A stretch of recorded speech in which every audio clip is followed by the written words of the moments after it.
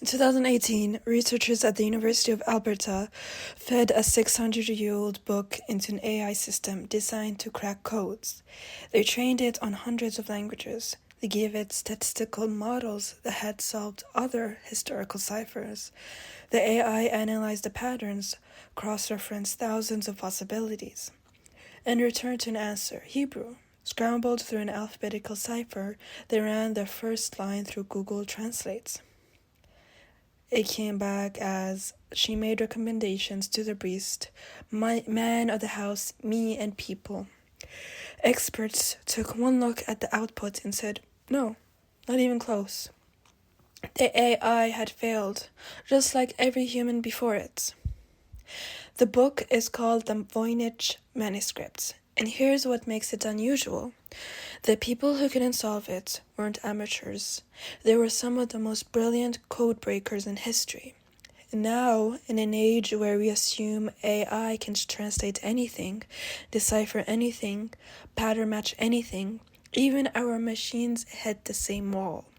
And Voynich Manuscript sits in Yale University's rare book library. It's about 240 pages long, written on calfskin parchment that radiocarbon dating places in the early 1400s.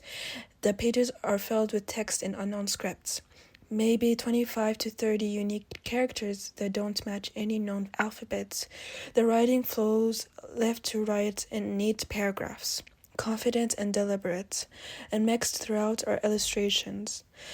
There are drawings of plants that don't match any known species, astronomical charts with zodiac symbols, circular diagrams that fold out across multiple pages, filled with stars and intricate patterns, and perhaps strangest of all, pages showing dozens of small naked women bathing in green pools, connected by tubes and vessels like some kind of surreal plumbing system.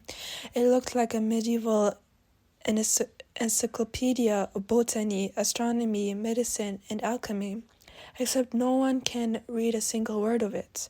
The manuscript showed up in modern history in 1912, when a Polish-American book dealer named Wilfred Voynich acquired it from a Jesuit college near Rome.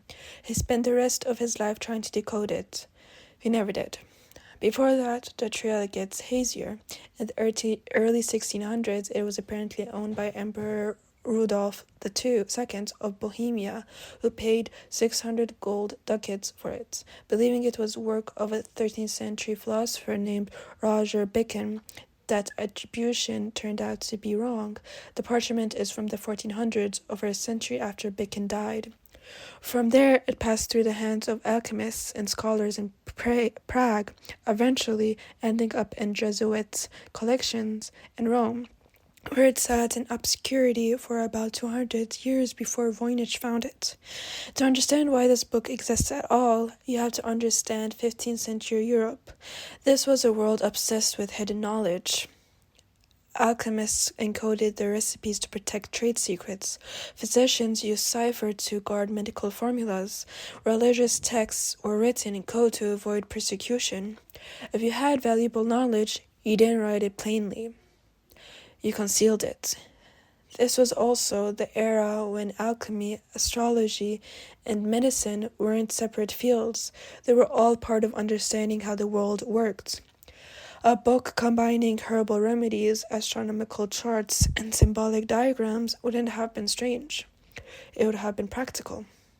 So when you see the Voynich manuscript filled with plants and stars and what might be recipes, it fits the cipher.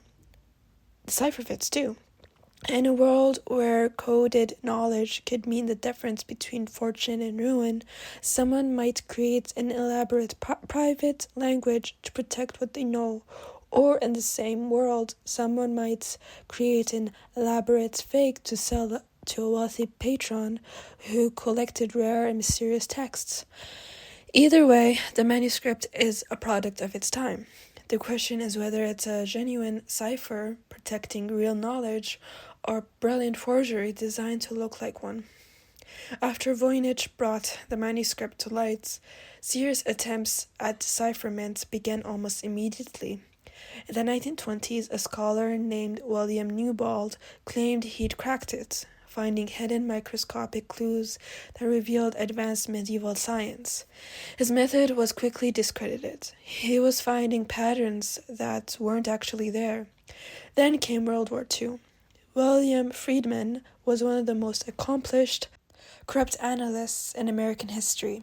He broke Japanese military codes during the World War, work that helped turn the tide in the Pacific. After the war, he summoned an informal team of NSA cryptographers to tackle the Voynich Manuscript. They applied early computer statistical analysis, everything they had. They couldn't decrypt a single word.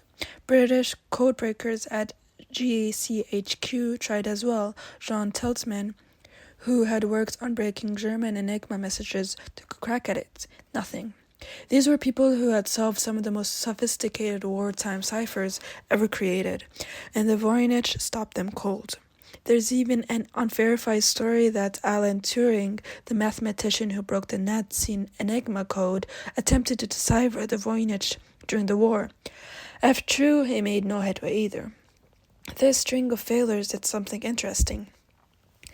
It made some experts suspect that the manuscript might not be code at all. Maybe it was a hoax, an elaborate prank with no solution. Maybe someone in the 15th or 16th century strung together meaningless symbols that only looked like language, carefully crafted to fool exactly the kind of people who would spend fortunes and lifetimes trying to solve it. The problem with that theory is effort. Creating 240 pages of consistent, fake text by hand with no obvious errors using coherent symbol system would be almost as impressive as creating a real cipher. And the parchment is genuinely old, confirmed by radiocarbon dating. If it's a hoax, it's a contemporary one, created in the 1400s. But if it's not a hoax, if there's real meaning encoded in those pages, then why can't the best minds in cryptography find it? For decades, people assumed that once we had powerful computers, the Voynich would fall. Computers could test millions of cipher possibilities in seconds. They could find patterns humans would miss.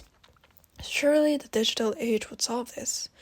In the 1970s, cryptologist Prescott Currier used computers to analyze the text and discovered something odd. There appeared two slightly different dialects in the manuscript, which he called Language A and Language B. Different sections used slightly different patterns that suggested either two scribes or cipher systems that evolved as the book was written. It added complexity, but not clarity. By the 2000s, researchers were applying information theory and machine learning. In 2013, a physicist named Marcelo Montmuro analyzed the text and found semantic-like clustering of words, patterns that suggested it wasn't just random gibberish. There seemed to be structure, meaning, but still, no translation. Then came 2018. Greg Kondrak and Bradley Hauer at the University of Alberta used artificial intelligence to approach the problem differently. They trained an algorithm of hundreds of languages, teaching it to recognize linguistic patterns and statistical signatures. Then they fed it to the Voynich text and asked what language does this most resemble. The AI said Hebrew, with about 80% confidence. It suggested the text was Hebrew with letters scrambled and vowels removed. This felt like progress. For the first time, a machine was pointing towards a specific answer. The researchers used the AI's hypothesis to attempt a tentative decipherment of the opening line. They ran it through Google Translate to get the sentence about recommendations to the priests. Hebrew scholars looked at output and said it wasn't proper medieval Hebrew. It wasn't Hebrew at all. The statistical match the AI found might have been coincidence, pattern matching without meaning, and here's what's significant. The AI didn't actually solve anything. It made sophisticated guesses and generated output and sounded vaguely plausible but couldn't be verified. It did exactly what a human would do when trying to force a pattern onto ambiguous data. The failure wasn't just another dead end, it was revealing. We're living in an age where AI can translate between languages in real time, generate human-like text, recognize faces, predict patterns. The general assumption is that if something can be solved through pattern recognition, AI will solve it. That's what makes the Voynich Manuscript quietly unnerving. It suggests there are still problems where neither human intelligence nor artificial intelligence makes progress, where the brute force of computation hits human intuition. So, what do we actually know? We know the manuscript is real, created in the early 1400s in Europe, most likely Italy. We know it's not a modern forgery. The materials, the wear on the pages, the way the book has been handled over centuries, all confirms it's genuinely old. We know the text has structure. It's not random symbols, there are patterns, word-like units, statistical distributions that resemble natural language. Certain characters appear together frequently, others never do. It behaves like language, even if we can't read it. We know that every attempt to decode it had failed. Simple substitution ciphers don't work. Complex polyalphabetic ciphers don't work. Matching it to known languages doesn't work. AI doesn't work. What we don't know is whether that's because the cipher is genuinely unsolvable with current methods or because there's nothing to solve. Whether it's a message we can't read or an illusion of a message carefully constructed to look meaningful without being meaningful. The manuscript has been called many things: a lost herbal guide, an alchemical text, a women's health manual, a medieval hoax, a constructed language, evidence of a civilization. We don't know about every few years someone claims to have cracked it. Experts examine the claim and it falls apart, and the manuscript sits in its climate-controlled room at Yale, digitized and available for anyone to study. Still unread after 6 centuries. There's something humbling about a problem that resists both human brilliance and machine intelligence. It suggests that some mysteries might be mysteries, not because we haven't found the right key, but because the lock itself is designed differently than we assume. The Voynich Manuscript might eventually be solved. Someone might find a similar text that provides context. A discovery in European archive might reveal the cipher system. Or maybe the AI of 2030 will succeed where the AI of 2018 failed. Or maybe it won't. Maybe this book will remain exactly where it is now. A reminder that there are still things we can't decode, can't translate, can't force into, understanding through any method we currently possess. The code breakers failed, the machines failed, and the book remains. Beautifully illustrated, carefully written, completely